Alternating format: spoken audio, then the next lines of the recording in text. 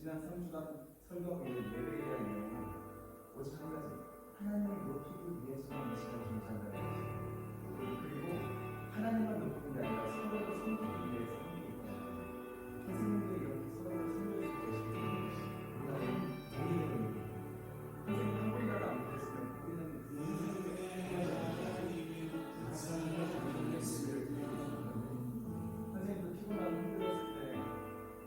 그냥 포기하지 않고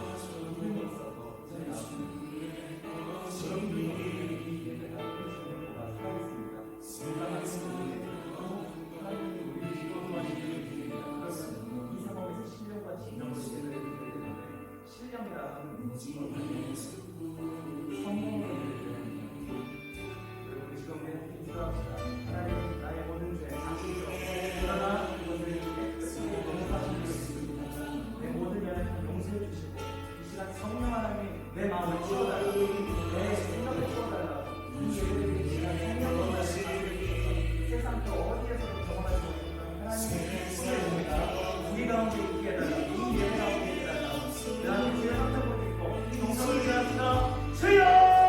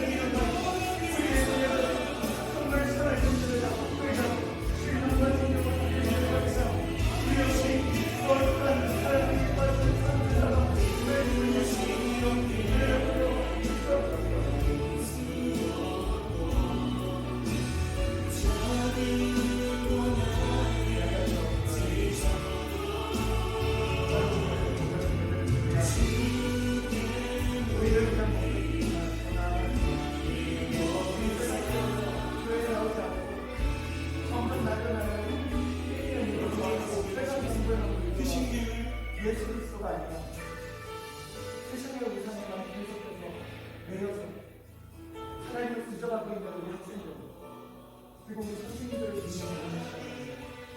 그분들이 조금이라도 하나님을 향해 나올 수 있도록 돌아올 수 있도록 우리는 모여 힘쓰는 하나님의 행복할 수 있는 우리 모여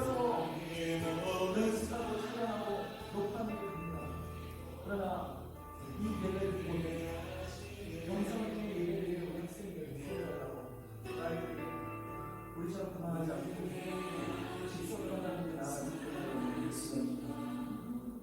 믿음을 너무나 잊히는 이 시대에 하나님 내 인생의 행복하게 나가고 정말 세상의 물건에 아이들을 예수님을 다시 믿음으로 돌아올 수 있는 우리가 되게 주시고 우리를 이루어주시는 하나님 우리를 만나주시는 하나님 이 예배를 이 영성을 드리는 모든 학생들 그리고 선생님들 강제로 만나라고 이 예배를 통해 평화를 시켜달라고 그냥 큰 사람들을 위해서 우리 주여 한번 보시고 성도를 기도하겠습니다. 주여!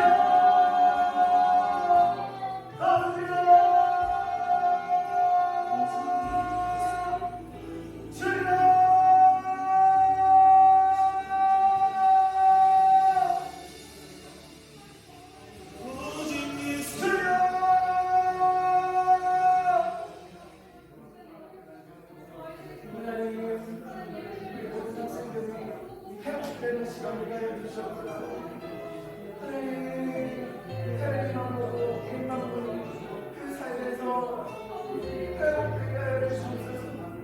예수님 없이 살아가는 그 삶에서 우리 우리 하나님께서 우리가 섬기는 여러분들 하나님 그 아이를 살려주세요. 하나님 그 아이를 만나주세요. 하나님 그 아이를 우리를 구원하시옵소서. 하나님 그 아이들과 함께 하나님 우리도 찬양하고 하나님의 하나님의 대로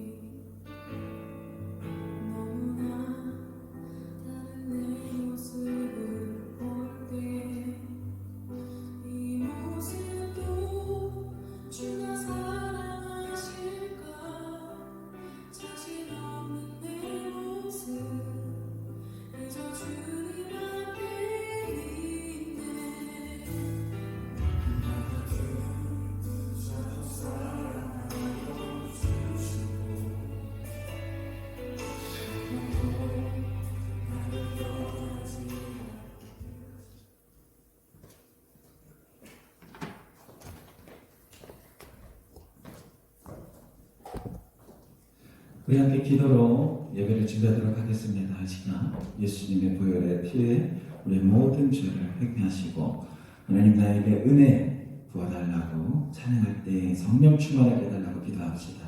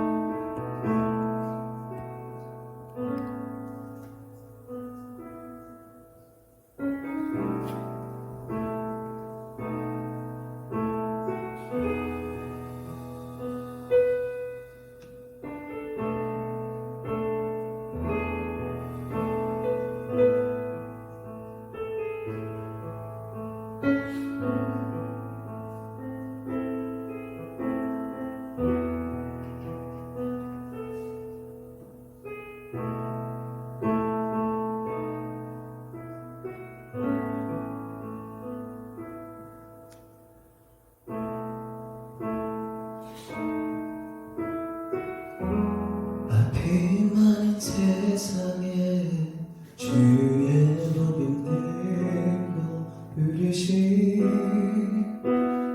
따라갑니다. 슬픔과 고통이 가득한 이 땅에 눈물을 닦아주려 어쩌면 내 삶을 전혀 돌볼 수 없을지 모르겠지만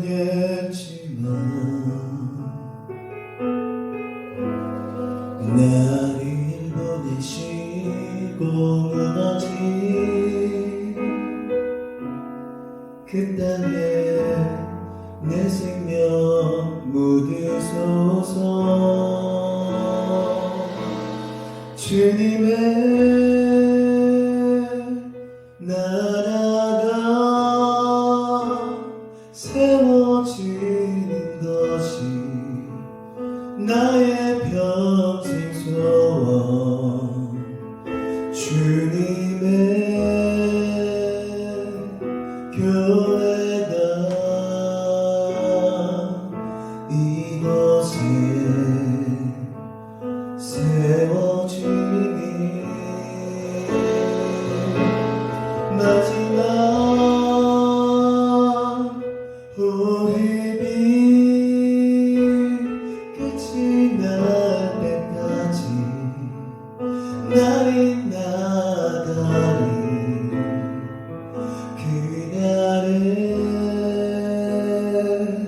그토록 복없는 주 얼굴 보니 함께 찬양합시다. 아픈 마른 세상에 주의 복음 들고 부르시 따라갑니다. 슬픔과 고통이 가득한 이 땅에 눈물을 닦아주려 어쩌면 내 삶을 전혀 돌볼 수 없을지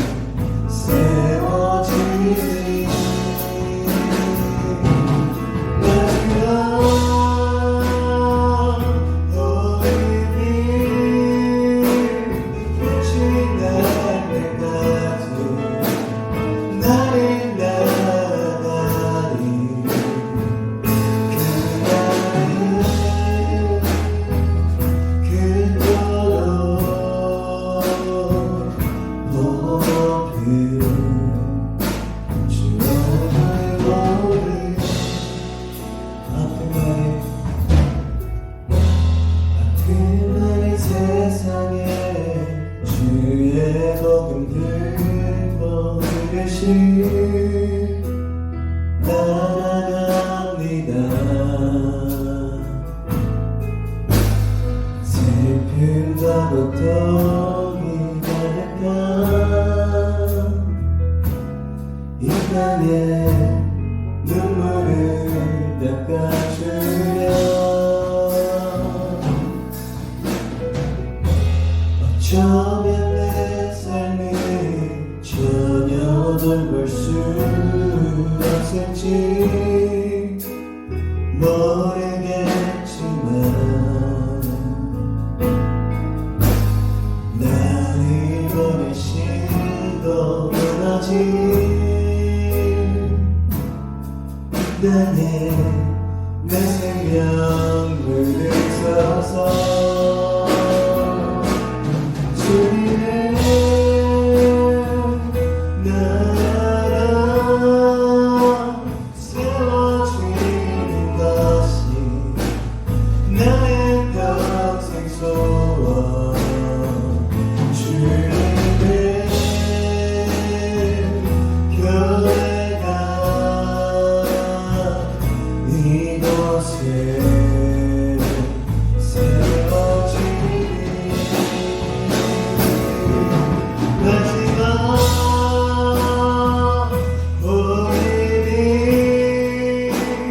빛이 날 때까지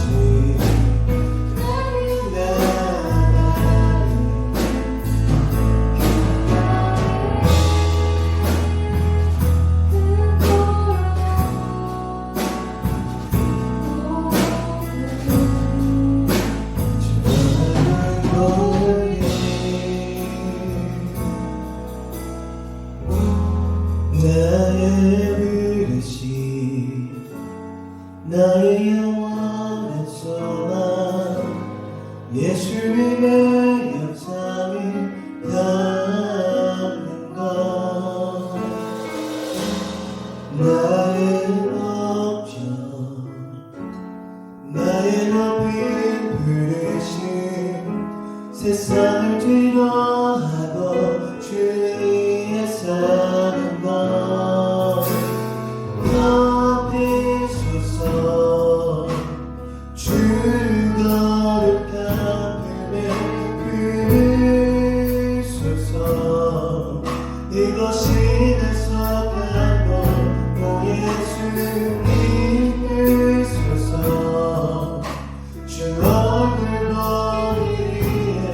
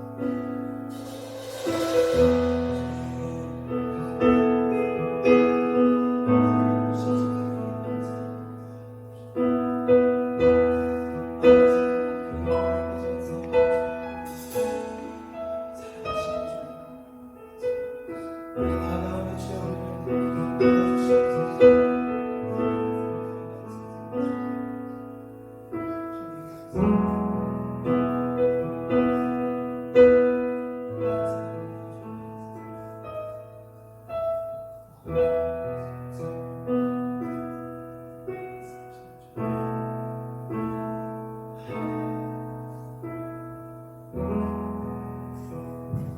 하나님께 영광의 박수 올려드립시다.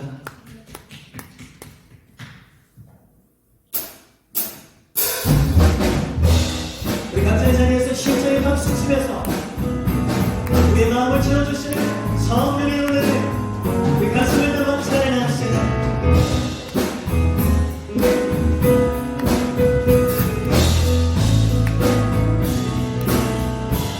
Jesus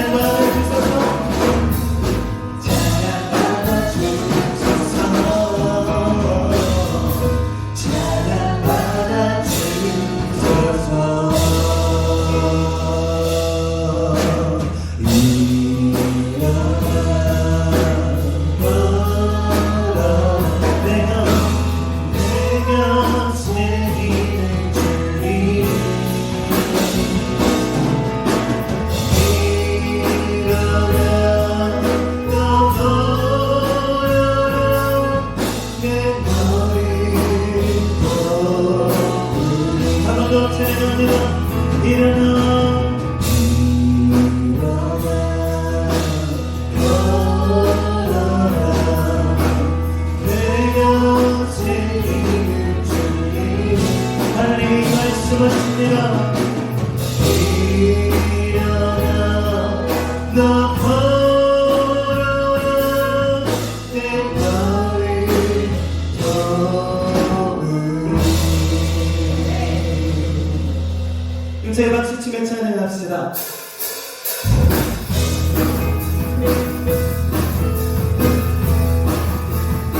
나의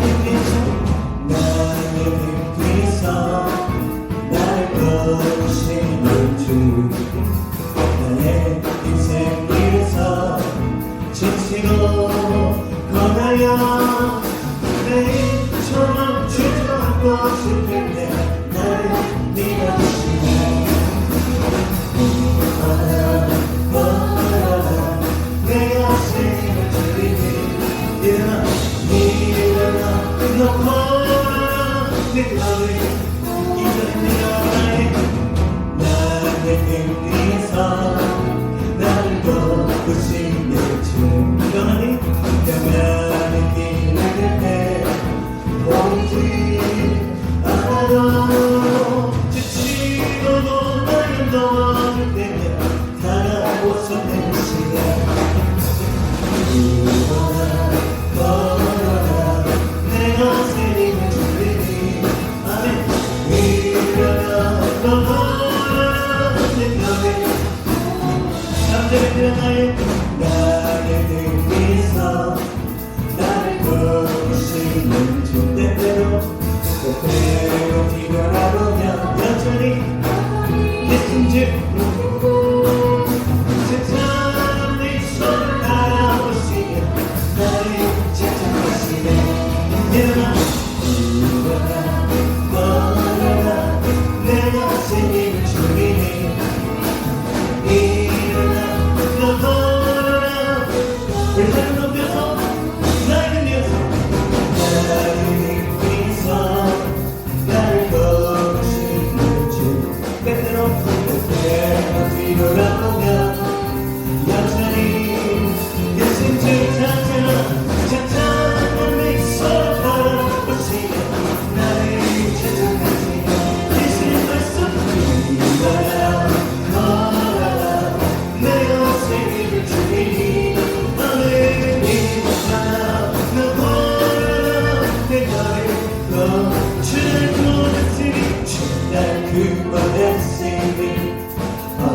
찬찬하니 그들의 찬송을 들으니 주는 제사했으니 주는 제사했으니 어찌 찬찬하니 그들의 경배 주여 주여 나의 사랑 없을 수 없네 없을 수 없네 주여 나의 여정 없을 수 없네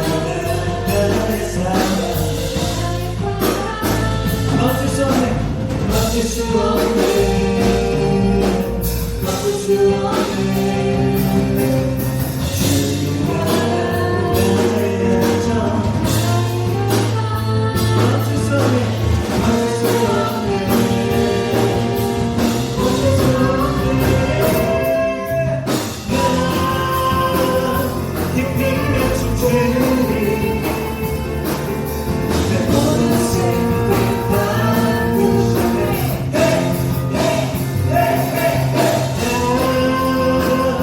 깊이 내준 주님 내 모든 삶 주 안에 내 모든 삶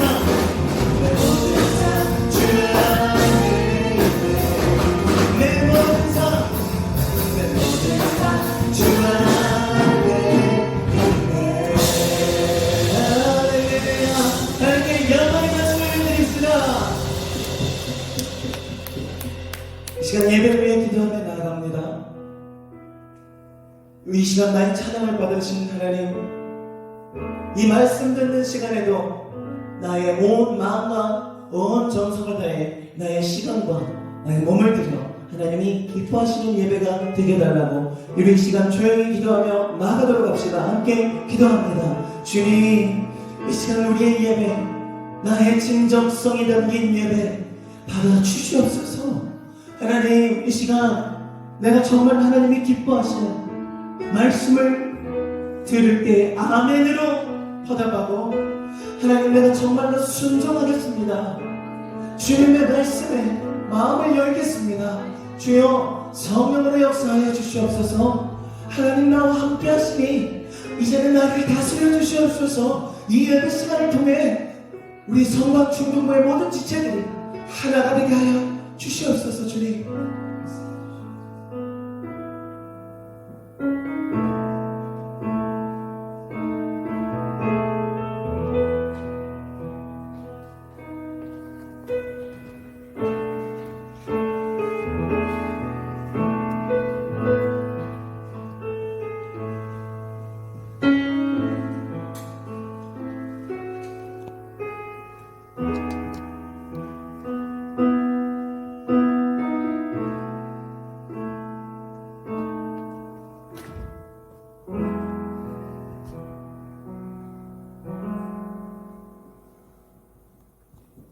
다 같이 사도신경 하심으로 신앙 고백하도록 하겠습니다.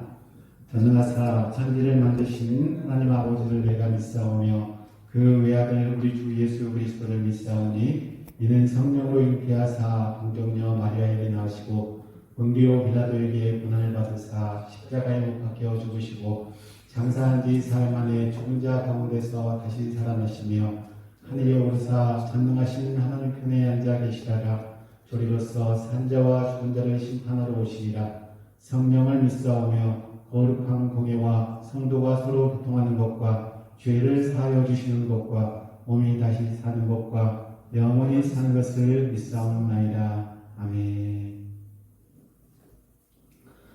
무릇 하나님께로부터 난 자마다 세상을 이기느니라. 세상을 이기는 승리는 이것이니 우리의 믿음이니라. 아멘. 길이요 진리요 생명이 되신 하나님 아버지 감사를 드립니다. 하나님, 이 시간도 우리가 대면 예배로 하나님 앞에 드리지 못하고 온라인 영상 예배로 하나님께 예배를 드리게 되었습니다. 그렇지만 하나님께서 이 시간 함께하여 주시고 성령 하나님께서 임재하여 주셔서 비록 온라인 예배로 하나님께 예배를 드리지만 이 예배가 온전히 하나님께 연락되어지는 그런 산 예배가 될 수 있도록 하나님 붙잡아 주시옵소서. 하나님, 우리가 한 주간 동안 살아가면서 세상에서 알고 지은 죄, 모르고 지은 죄가 너무나 많이 있습니다. 하나님 앞에 우리의 모든 죄들을 내려놓고 고백하지 못한 것들이 너무나 많습니다. 이 시간 하나님 앞에 모든 것을 내려놓습니다. 우리의 죄를 고백합니다. 하나님, 우리의 죄를 용서하여 주시고 우리가 정말 하나님의 말씀에 의지하여 늘 살아갈 수 있는 죄들 될 수 있도록 하나님 붙잡아 주시옵소서. 하나님, 정말 이 시간 정말 비록 대면 예배로 드리지만 우리 친구들 하나님께서 깨워주시고 인도하여 주시고 함께하여 주셔서 우리 중등부 모든 친구들이 함께 온라인 예배로 영상 드릴 때에 하나님 정말 성령 충만한 시간이 되게 도와주시고 은혜가 충만한 시간이 되어줄 수 있도록 하나님 함께하여 주시옵소서. 하나님, 이 코로나19가 속히 정말 끝나서 우리 중등부가 다시 함께 모여서 함께 하나님을 기쁘게 찬양하며 하나님을 영화롭게 예배할 수 있는 날이 속히 올 수 있도록 하나님께서 함께하여 주시옵소서. 하나님 이 시간 전사님을 통하여서 하나님의 말씀이 대언되어 주실 때 하나님의 전사님께 날마다 능력의 능력을 더하여 주시고 은혜의 은혜를 더하여 주셔서 하나님의 말씀이 살아있고 운동력 있는 그런 말씀만 대언되어 줄 수 있도록 하나님 함께하여 주시옵소서. 하나님 전사님 그 기대 가는 길에도 하나님께서 함께하여 주시고 날마다 축복된 삶을 살아갈 수 있도록 하나님 허락하여 주시옵소서. 하나님 이 시간에 하나님 앞에 나와서 또 헌신하고 봉사하는 우리 선생님들 하나님께서 한 사람 한 사람 기억하여 주시고 그 수고와 그 정말 노력이 헛되지 아니하도록 하나님께서 함께하여 주시고 하나님의 놀라운 큰 정말 상급이 있을 줄 믿습니다.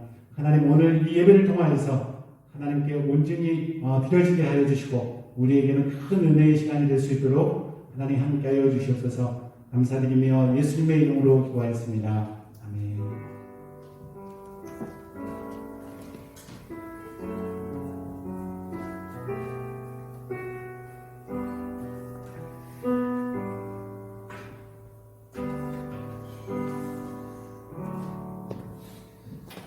하나님의 말씀 요한복음 5장 1절로 9절 말씀입니다.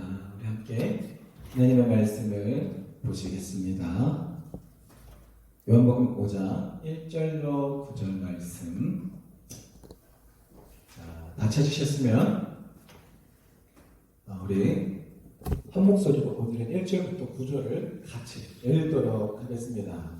자, 1절부터 시작. 그 후에 유대인의 명절이 되어 예수께서 예루살렘에 올라가시니라. 예루살렘에 있는 양문 곁에 히브리 말로 베데스다라 하는 못이 있는데 거기 행각 5이 있고 그 안에 많은 병자, 맹인, 다리 저는 사람, 혈기 많은 사람들이 누워 물의 움직임을 기다리니 이는 천사가 가끔 못에 내려와 물을 움직이게 하는데 움직인 후에 먼저 들어가는 자는 어떤 병에 걸렸든지 낫게 되미로라. 거기 38해 된 병자가 있더라. 예수께서 그 누운 것을 보시고 병이 벌써 오래된 줄 아시고 이르시되 네가 낫고자 하느냐. 병자가 대답하되 주여 물이 움직일 때에 나를 넣어주는 사람이 없어 내가 가는 동안에 다른 사람이 먼저 내려가나이다. 예수께서 이르시되 일어나 내 자리를 들고 걸어가라 하시니 그 사람이 곧 나아서 자리를 들고 걸어가니라. 이 날은 안식일이니. 아멘.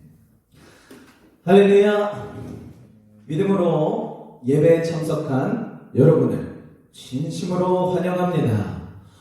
여러분들 요즘에 코로나 사태 때문에 영화를 못 보고 있다는 소식을 전사님이 들었어요. 그래서 전사님이 여러분들을 대신해서 영화를 보고 왔어요. 대신 소독을 꼼꼼히 잘 하면서 영화를 재미있게 보고 왔는데 부럽죠? 자, 어떤 영화를 보고 왔느냐? 담보라는 영화를 보고 왔습니다. 담보. 전사님이 영화를 지금 보러 가지 못하는 친구들 위해서 간단하게 이야기해 줄게요. 주인공인 덕수 아저씨가 나와요. 이 아저씨는 나쁜 일수꾼이에요. 일수꾼이 뭐야? 일수꾼은 돈을 빌려주고 이자를 많이 뺏는 돈 받으러 다니는 사람이에요. 근데 어느 날 어떤 조선족 아줌마가 돈을 빌렸는데 그 돈을 이제 못 갚은 거야. 그러면 돈을 빨리 갚으라고 이 아줌마가 갖고 있는 것 중에서 제일 소중한 거를 뺏어오는 거를 담보라고 하는 거예요. 근데 이 아줌마가 가진 게 아무것도 없고 가진 게 옆에 있는 딸밖에 없는 거야. 그러니까 이 덕수 아저씨가 딸을 뺏어왔어요. 진짜 못됐지. 이 딸을 뺏으면 돈을 빨리 갚으니까 딸을 엄마한테서 강제로 떼어내서 담보로 데리고 가버린 거예요. 근데 문제가 생겼어요. 돈을 빨리 갚겠다고 아줌마가 했는데 그날 저녁에 어떤 사람이 이 사람 불법 체류자라고, 조선족 불법 체류자라고 신고를 해서 경찰한테 붙잡힌 거야. 하필 그날 영화니까. 그러니까 다음날에 아이를 데리러 와야 되는데 애 엄마가 안 왔어. 그러니까 이 덕수 아저씨가 열받았잖아요. 이제 추방당해요. 누가? 아이의 엄마가. 그럼 이 아이가 같이 갈 수가 없으니까 이제 이 아줌마는 덕수 아저씨한테 부탁을 하게 됩니다. 큰아빠가 한국에 살고 있는데 이 큰아빠한테 우리 딸아이를 보내주세요. 그러면은 제가 빌린 돈을 그분이 더 많이 쳐줘서 갚을 거예요. 그렇게 해서 이 덕수 아저씨는 큰아빠에게 아이를 데려다 주고 더 큰 돈을 받아서 이제 행복해졌는데 문제가 생긴 거예요. 이제 궁금하잖아. 그래도 자기가 며칠 동안 데리고 있어갖고 애기랑 친해졌는데 큰아빠네서 잘 지내고 있겠지? 이제 침대가여서 아저씨가 전화를 했어요. 아저씨가 좀 삐삐로 전화를 하는데 전화를 안 받아. 아이가 남의 집에 가서 잘 살고 있으면 핸드폰을 받아서 잘 살고 있어요 얘기를 해야 되는데 전화를 안 받는다. 몇 번을 안 받아. 몇십 번을 해도 안 받아. 무슨 뜻이에요? 아이에게 이상한 일이 생겼다는 거예요. 문제가 있다는 거예요. 그래서 이 아저씨가 덕수 아저씨가 찾아가요. 알아보니까 어떻게 된 건지 알아요? 그 아줌마의 큰아빠라고 했던 사람이 사실은 사기꾼이야. 그래서 사람을 돈 받고 팔아버리는 인신매매꾼인 거예요. 내가 이 아이의 큰아빠요 라고 하고 온 사람이었는데 사실은 더 돈을 많이 받고 이 아이를 다른 사람한테 팔아버리는 사람이었던 거예요. 그 엄마한테도 사기를 친 거야.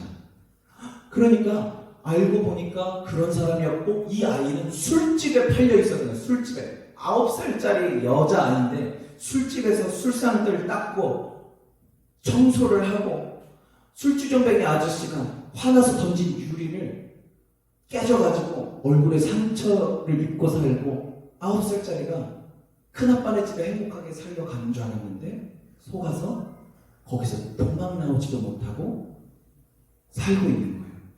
그래서 이 덕수 아저씨가 여자아이를 찾으러 내려가요. 어느 날 밤 이 아이가 똑똑똑 소리를 듣고 문을 나가봐. 근데 문 앞에 어떻게 돼 있는 줄 알아요? 이 여자가 도망갈까봐 문 안에서 자물쇠가 잡혀져 있는 거야. 여러분 얼마나 불쌍해요. 돈 받고 팔려가서 맨날 술 마시고 소리 지르는 아저씨들 밑에서 청소하고 도망다니고 다치고 학교도 못 가고 엄마 아빠도 없이 도망가고 싶어도 자물쇠로 잠달아서 도망갈 수가 없는 그런 이 여자아이가 창 밖을 딱 이제 문 밖을 바라봤어요. 문이 창문으로 돼 있어서. 그랬더니 자기를 보내줬던 그 일수꾼 덕수 아저씨가 자기를 데리러 와서 앞에 서서 쳐다보고 있는 거예요. 이 아저씨가 술집에서 이 아이를 데리고 와요. 창문을 깨고 이 아이를 얼마 주고 데리고 왔냐고. 400만 원을 주고 데리고 왔다고. 400만 원 주겠다고 값을 치르고 데리고 와요. 누구의 이야기와 비슷하죠? 저는 이 영화를 보면서 예수님의 이야기가 생각이 나는 정도로 이 영화는 기독교인이 쓴 게 아닐까 할 정도로 이 덕수 아저씨는 참 말도 안 되는 행동을 해요. 왜냐? 그 아이가 75만 원 때문에 담보로 그 아저씨한테 붙잡혀 있었거든요. 75만 원이라는 돈이 큰 돈이에요. 영화에 보니까 2달인가 3달 월급을 75만 원을 안 받아오면 없애버리겠다라고 사장님이 그러거든요. 그러면 400만 원이라는 돈은 거의 10달 1년치 월급만큼 그 이상의 큰 돈인데 이 아이를 너무 사랑하니까 이 모르는 남의 아저씨가 그 아이를 돈을 주고 사온 거예요. 이게 담보 이야기예요. 그래서 자기 딸처럼 그 아이를 길렀어요. 너무 신기하지? 내가 낳지도 않았어. 내가 상관할 필요도 없어. 그런데 그 아이에게 찾아가서 자기 딸처럼 기르게 됩니다. 자, 여기서 질문 10초 줄 테니까 여러분 한번 맞춰보세요. 댓글로 다루세요. 만약에 이 덕수 아저씨가 아이를 찾아오지 않았다면 이 아이는 어떻게 됐을까요? 시작. 10, 9, 8, 7, 6, 5, 4, 3, 2, 1, 땡! 그만. 정답은 일수꾼이 오지 않았다면 이 아이는 죽을 때까지 술집 밖을 나가지 못하고 술집에서 노예가 돼서 평생 살다 죽었을 거예요. 제 댓글을 비슷하게 적은 사람이 있다면 이따가 전사님이 확인하고 선물 하나를 주도록 할게요. 자, 이제 자세를 바르게 하겠습니다. 허리를 딱 세우고 하나님 앞에 내가 앉아있다 생각하시고 하나님 말씀을 집중해서 들읍시다. 오늘 우리가 읽은 성경에서도 담보로 맡겨졌던 여자아이랑 비슷한 사람이 나와요. 이스라엘에는 베데스다라는 연못이 있었어요. 약간 여기는 이상한 장소였는데 여기에는 어느 날 호수에서 이 연못에서 갑자기 물이 이렇게 출렁거려요. 그런 출렁임이 있었어요. 파도처럼. 연못은 원래 잔잔하잖아요. 근데 이 연못은 특이하게 한참 몇 날 며칠을 기다리고 있으면 어느 날 물이 이렇게 흔들려. 어떤 근데 여기 전설이 있었냐면 물이 흔들릴 때, 처음 흔들릴 때는 왜 흔들리냐면 천사가 내려와서 사람을 고쳐주려고 내려왔다는 전설이 있었어요. 그래서 맨 처음 달려서 아픈 사람 중에 뛰어 들어가면 천사가 그 사람 1등으로 들어온 사람을 고쳐준다 라는 미신이 있었던 거예요. 근데 이게 정말 왜 이상하냐면 하나님만 믿는 이스라엘이, 보세요, 병을 고쳐주기를 원하면 하나님께 교회를 가서 기도를 해야 되잖아요. 성전이 있으니까 성전에서 기도를 해야 되잖아요.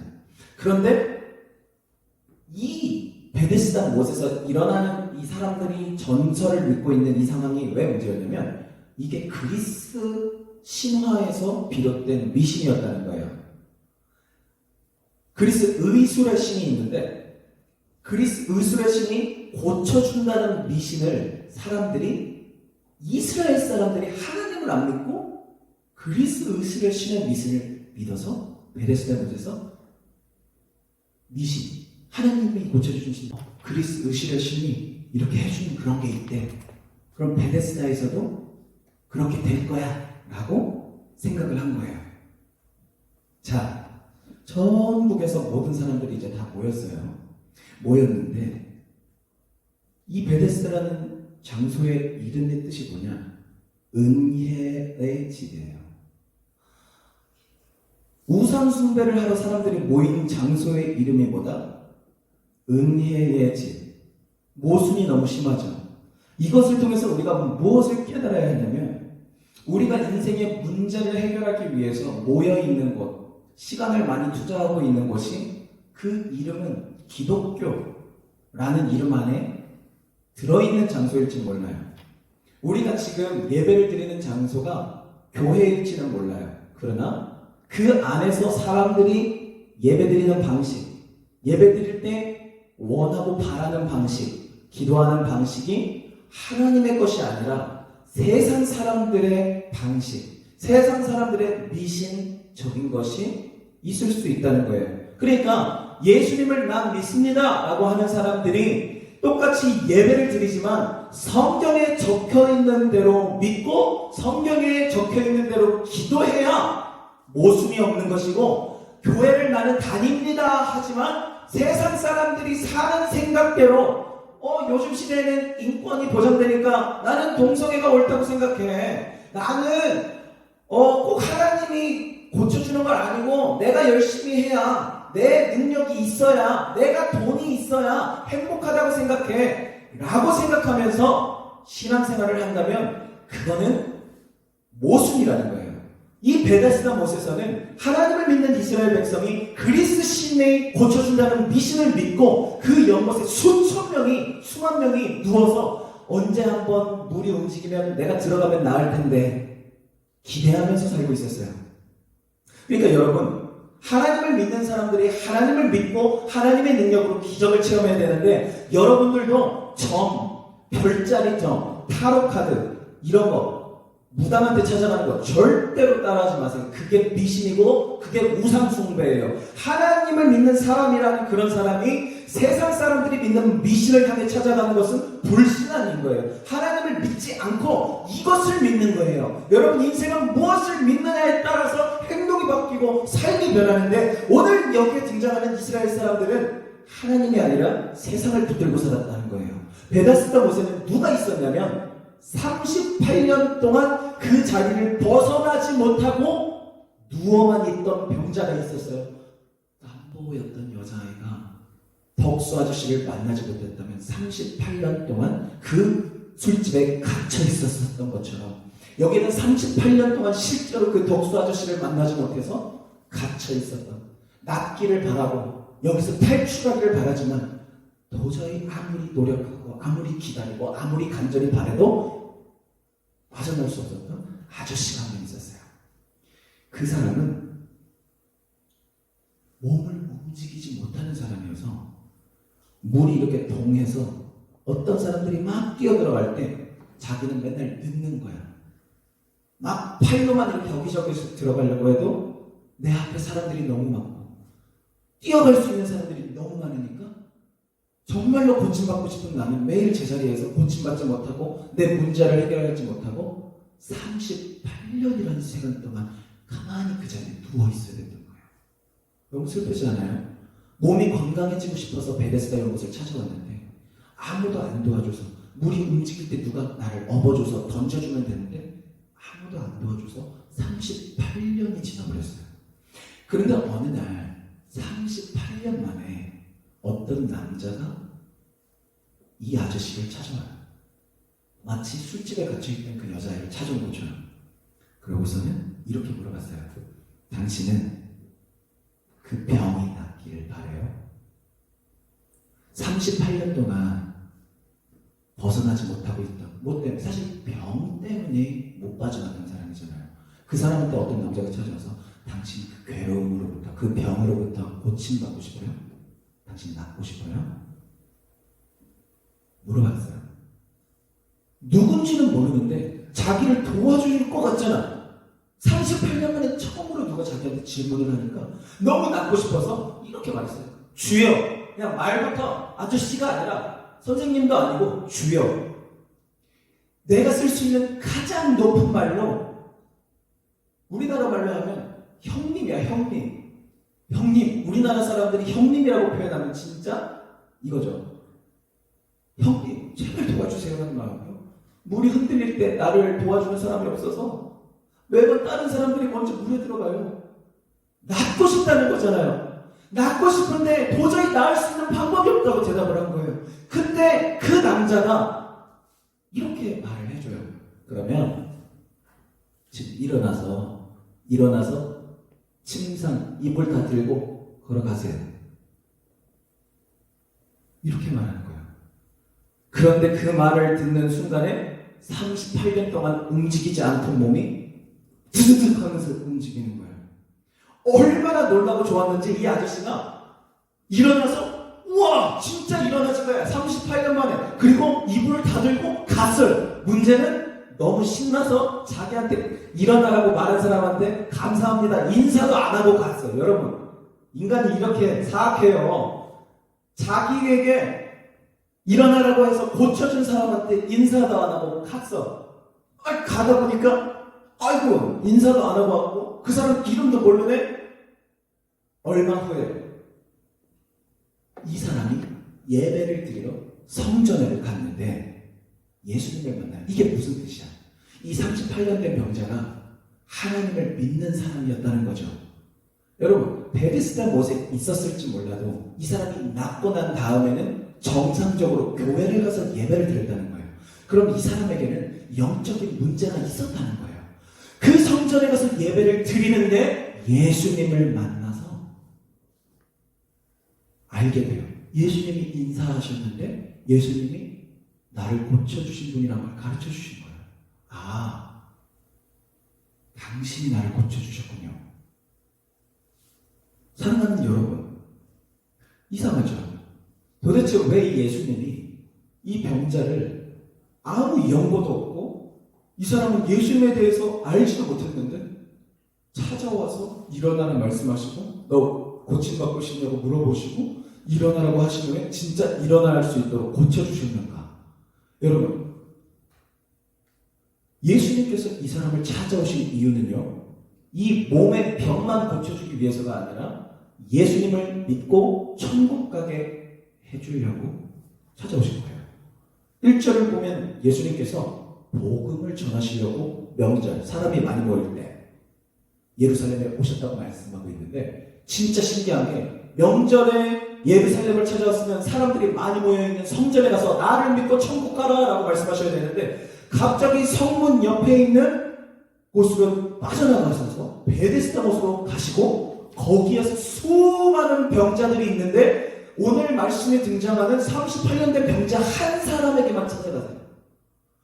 복음을 전하러 예루살렘에 가셨는데 이 예수님이 그 수많은 사람에게 예수 믿으라고 말씀하신 게 아니라 그 수많은 사람들 중에서도 수많은 아픈 사람들 중에서도 딱 한 명에게 찾아가십니다.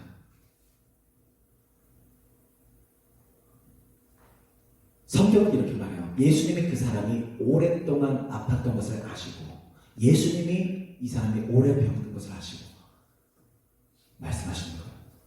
오래 병든 것을 아셨다는 것은 그 자리에서 알고 계셨다가 아니라 예수님이 예루살렘에 오기 전부터 이 사람이 병들어서 아프고 있었다는 걸 아셨다는 걸 말하고 있어요.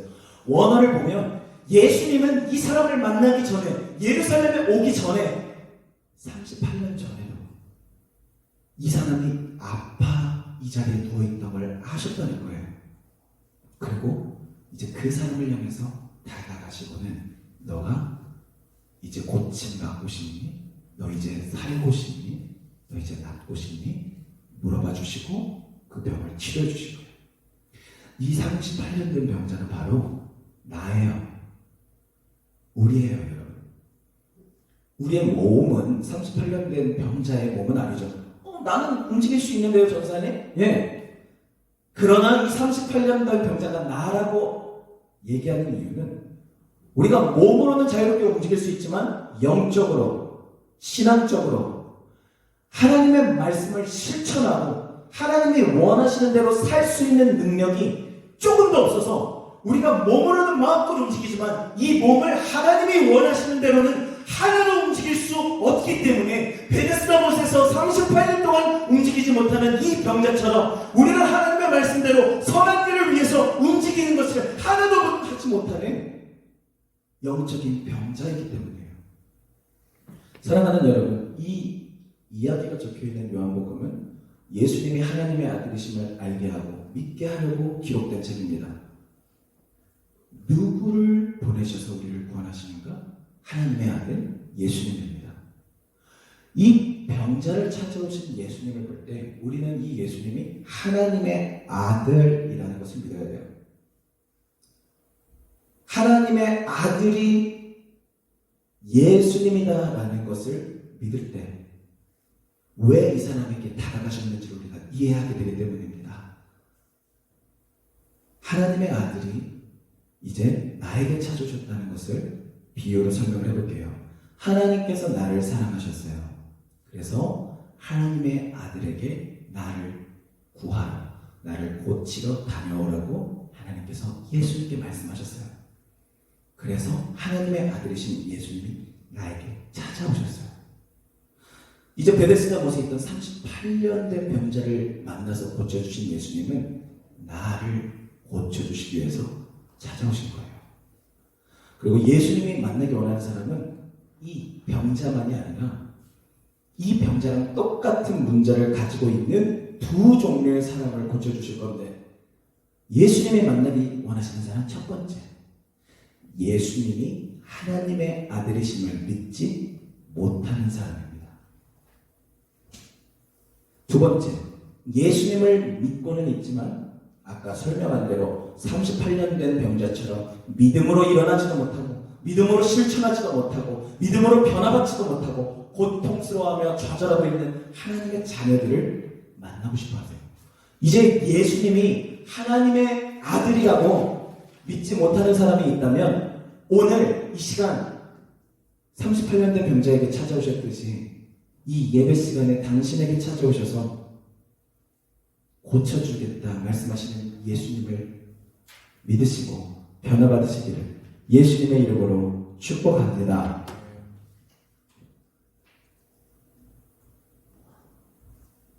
만약에 여러분 우리의 삶 가운데 내가 마음이 너무나 낙담이 되고 자존감이 너무나 낮고 미래가 보이지 않는다면 무엇 때문일까요? 그것은 몸이 아프기 때문이 아닙니다. 마음이 아프기 때문입니다. 몸이 무기력하기 때문이 아닙니다. 마음이 무기력하기 때문입니다. 예수님께서는 우리의 몸만 고치러 오신 분이 아니에요. 이 38년 된 병자를 성전에서 만나시고 뭐라고 말씀하시냐면, 너 이제 내가 병을 고쳐줬으니까 다시는 죄 짓지 마라. 여러분, 몸을 고쳐준 거하고 죄를 안 짓는 거하고 무슨 상관입니까? 우리의 생각, 감정이 무너져 있는 이유는 우리가 죄를 지어서 생각과 마음이 무너져 있다는 것을 예수님이 지적하고 계신 거예요. 내가 갑자기 공부를 다 때려치고 싶고, 내가 갑자기 다 인생을 사는 것이 의미가 없게 느껴지고 공허하게 느껴진다면, 여러분들 우리의 마음속에는 죄가 가득 있다는 것을 속히 깨달아야 하는 것이에요. 그 죄를 용서하신 분이 누구냐? 예수 그리스도고, 우리가 예수님을 믿는 그 시간에, 만난 그 시간에 우리가 잘한 것 하나 없어도 우리 마음에 있던 모든 죄를 예수님이 싹 용서해 주심으로 우리 삶을 뒤덮고 있던 괴로움과 부정적인 마음들과 좌절과 낙담과 낮은 자존감들이 빡 사라지는 거예요. 그러나 예수님이 말씀하시는 것은 죄를 안 지어야 네가 앞으로 건강할 것이다 라고 얘기하십니다. 하나님 앞에서 죄를 짓는 그리스도인들이요, 속히 회개합시다. 하나님이 주신 양심을 거슬러서 살고 있는 그리스도인들이요, 속히 회개합시다. 회개 없이는 우리가 하나님의 말씀으로 실천할 수 있는 것이 단 하나도 없는 것입니다. 예수님이 나를 부르셨고 찾아오셨어요. 그렇기 때문에 내가 지금 이 자리에 앉아서 예배드리고 있는 것입니다. 그러므로 여러분, 예수님을 믿으십시오. 술집에 갇혀있던 아이처럼, 38년 된 병자처럼 그 자리에 있으면 안 됩니다. 미래가 없어요. 그러나 목숨을 걸고 찾아오신 예수님을 하나님의 아들로, 나의 구원자로 확실히 믿을 때 아무런 희망도 서 있을 힘도 없었던, 말씀을 실천할 수도, 죄를 회개할 수도 없었던 내가 즉시로 일어나서 예수님이 말씀하시는 거예요. 이제는 죄 짓지 말고 실천해라. 예수님을 만나는 사람은 아무리 힘들고 어려워도 예수님이 일어나게 하실 줄 믿어야 할 수 없었던 걸 할 수 있게 되고, 꿈을 꿀 수 없었던 인생에서 꿈을 꿀 수 있게 되는 것입니다. 그리고 예수님의 능하심, 예수님은 할 수 있어요. 나는 38년이 지나도 일어날 수 없지만 예수님은 할 수 있어요. 나를 일어나게 할 수 있어요. 믿는 사람은 그 즉시 생명의 꽃이 피어서 할 수 있게 됩니다. 사랑하는 여러분, 내 마음에 찾아와 문을 두드리시는 예수님을 지금 이 순간 확실하게 믿고 일어나시기를 예수님의 이름으로 축복합니다. 우리 함께 결단의 기도 하며 나아갑시다. 예수님을 믿겠다고 고백해야 해요, 여러분. 엄마의 하나님, 아빠의 하나님, 선생님의 하나님은 내 하나님이 아닙니다.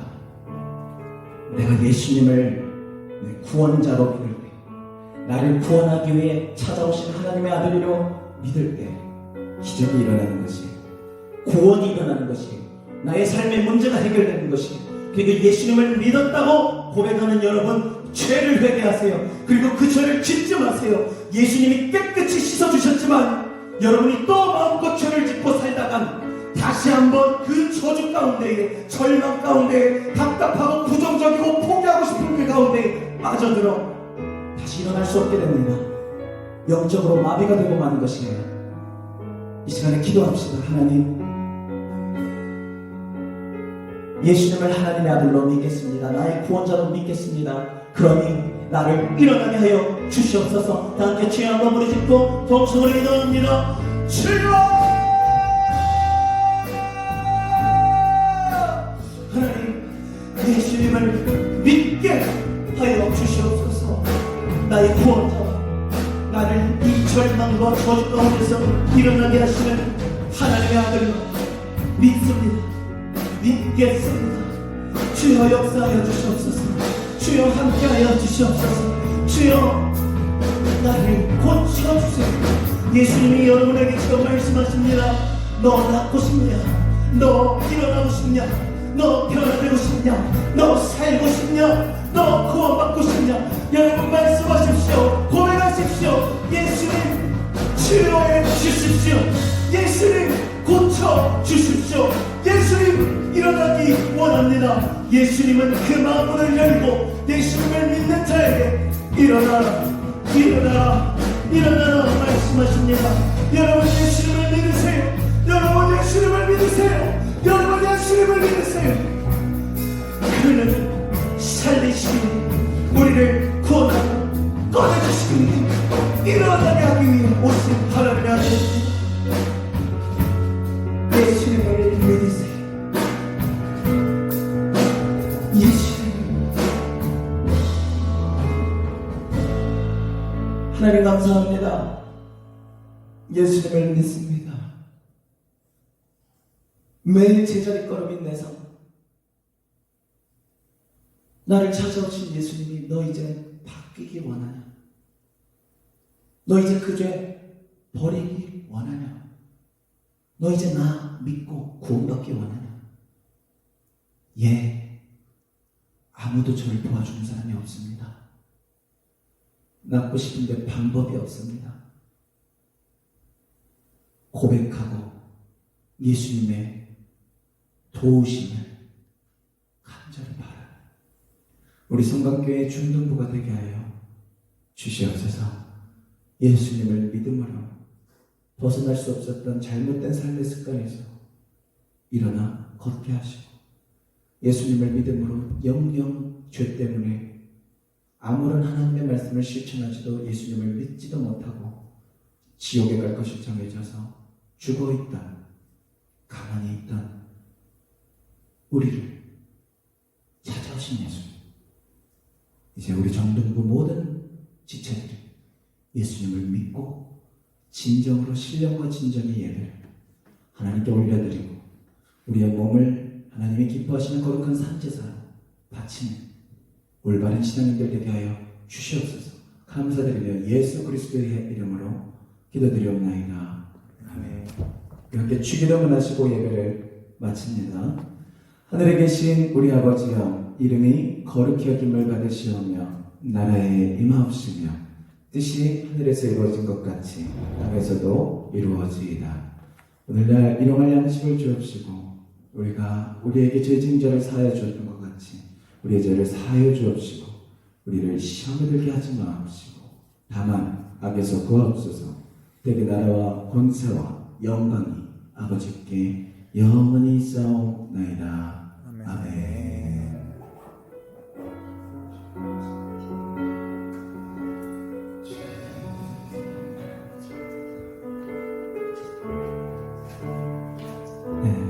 감사합니다. 우리 감별로 공과 나눔 하시겠습니다. 감사합니다. 예배를 마칩니다.